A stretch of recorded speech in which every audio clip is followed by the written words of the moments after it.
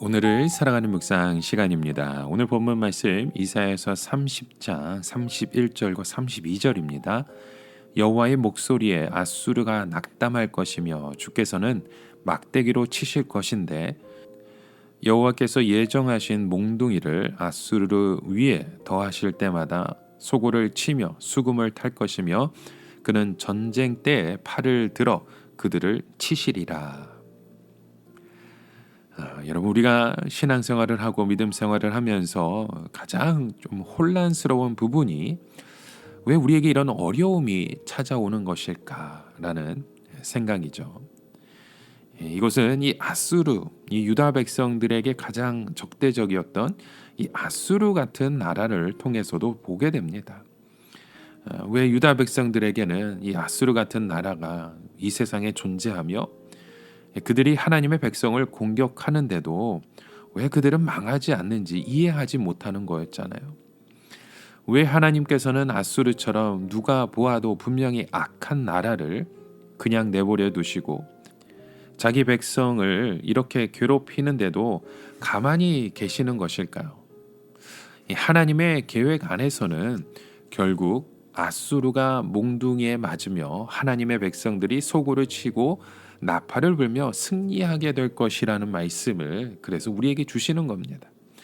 중요한 것은 사람들이 죄나 악에 대하여 그렇게 심각하게 생각하지 않는다는 사실이죠. 항상 인간들은 스스로 죄를 이기고 극복할 수 있는데 하나님이 너무 인간들을 불신하셔서 사사건건 아무것도 못하게 간섭하신다, 그런 생각을 하게 되는 거잖아요. 그리하여 하나님께서는 일시적으로 악을 통제하지 않고 내버려 두면 어떻게 되는지 그 인간들이 보도록 허용하시는 것입니다. 그러면 어떻게 됩니까? 아수르 같은 나라가 생기게 되어 있는 것이죠. 아수르는 철저하게 악으로 만들어진 나라고 선이라고는 눈꼽만큼도 찾아볼 수 없는 나라, 법도 없는 나라입니다. 오직 힘을 가지고 자기가 하고 싶은 대로 다 하는 나라가 바로 아수르입니다. 마찬가지로 우리 사람 마음 속에는 이런 권력과 돈과 힘이 있으면 자기 마음대로 하고 싶은 충동이 있습니다. 단지 돈이 없고 권력이 없어서 그렇게 못하는 것뿐이죠.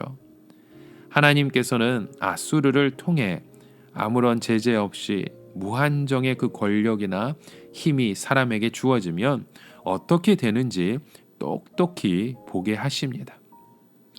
왜냐하면 인간들은 이 무제한의 어떤 권력이나 힘이 주어졌을 때 내 안에 그런 이기적인 마음들이, 어쩌면 내 안에 그런 괴물 같은 모습들이 생겨나는 거잖아요. 공산주의를 보십시오. 공산주의는 이론적으로는 그럴듯하게 보여도 실제적으로는 폭력으로 온 세상의 질서를 뒤집어 엎겠다는 것입니다. 이것은 생겨나서도 안 되는 이론인 것이잖아요. 그래서 죄는 아주 적은 것이라도 버려야 합니다. 요즘 나에게 작은 죄가 용납되고 있다면 여러분, 그 작은 죄가 얼마 지나지 않아 큰 괴물로, 그 죄악된 모습으로 나타나게 될 수밖에 없습니다. 그래서 하나님의 백성들은 할 수 있는 대로 이 죄를 원천 봉쇄해야 합니다. 물론 믿는 자들은 눈에 보이는 죄가 작은 것 같습니다. 마치 하나님을 모르는 사람의 죄가 지금 연기가 나고 있으며 불길이 붙은 상태라면 하나님 백성들은 불길을 잡아 연기가 나지 않는 상태일 뿐이죠. 하지만 저 깊은 곳에 그 죄의 불씨가 여전히 남아있고 만일 그 불씨가 죄를 지을 수밖에 없는 상황과 접촉이 되기만 하면 스파크가 일어나게 됩니다. 바로 이 스파크가 무서운 것입니다.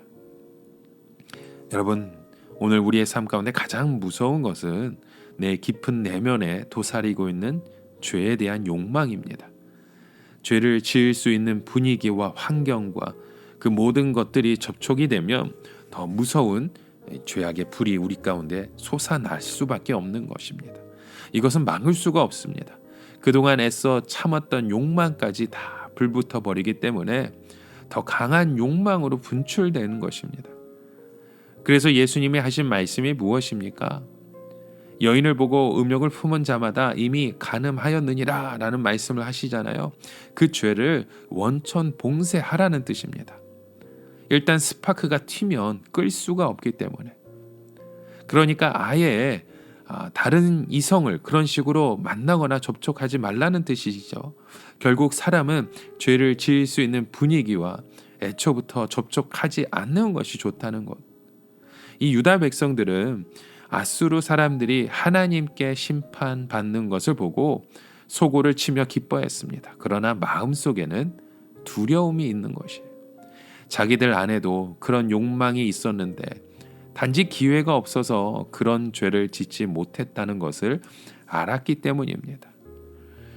여러분, 진정한 회개는요, 단지 자신의 아름답지 못한 상태를 보고 미안해하거나 가슴 아파하는 것이 아닙니다. 이것은 회개의 시작일 뿐입니다. 다시 말해 자신의 죄를 미워하고 혐오하는 데서부터 진정한 회개가 시작이 되는 것이죠. 침례 요한이 말했던 이 회개에 합당한 열매는 관계를 끊고 직업을 바꾸서라도 다시는 그런 죄악의 길에 빠지지 않는, 그 죄에 빠질 기회조차도 원천적으로 봉쇄하라는 것입니다. 여러분, 하나님께서 우리에게 그런 악을 통해서 우리 안에 악을 보게 하시고 또 그의 죄에 대해서 근본적으로 원천 봉쇄할 것을 말씀하십니다. 그렇게 하지 않으면 우리도 아수르와 다를 바가 없다는 것이죠. 우리에게 기회가 주어진다면 똑같은 죄를 지을 수밖에 없다는 것. 그러므로 하나님께서 때로는 우리에게 어떤 권력과 힘과 돈과 그 형통함을 주지 않는 것에서는 여러분 감사할 수 있어야 됩니다. 또한 하나님께서 우리의 삶을 어려운 과정 속에서 그런 일들을 우리에게 보여주신다면 하나님의 계획이 있으시구나. 하나님은 이미 준비하고 계시는구나. 그런 하나님을 소망하셔야 됩니다. 실망이 아니라 소망을 품고 우리에게 반드시 그 기회를 허락하실 주님 앞에 믿음으로 나아가시는 저와 여러분 되시길 주의 이름으로 간절히 축원합니다. 함께 기도합니다. 하나님 아버지, 오늘도 그런 믿음으로 주님 앞에 나아갑니다.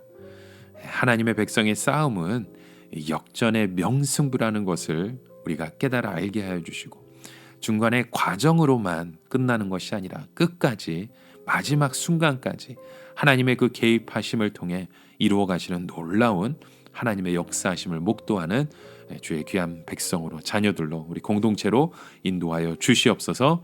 예수님의 이름으로 기도드립니다. 아멘.